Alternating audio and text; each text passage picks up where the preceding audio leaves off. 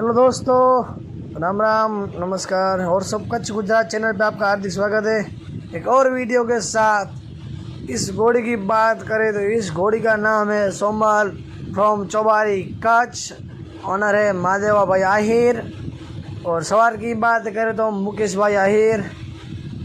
और blood line की बात करें तो गाबले वाले घोड़े की बच्ची, बहुत ही अच्छी रफ्तार बाज है घोड़ी। और मुकेश भाई का और सोमल घोड़ी का ताल में बहुत ही अच्छा जम रहा है दोस्तों।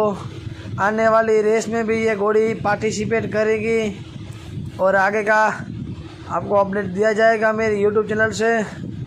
दोस्तों, मेरा ये वीडियो आपको पसंद आए तो मेरे यूट्यूब चैनल को आप लाइक कीजिए, शेयर कीजिए और सब्सक्राइब कीजिए। ऐसे ही नए वीडियो देखने के लिए मेरे यूट्यूब चैनल पर बने रहना दोस्तों। धन्यवाद।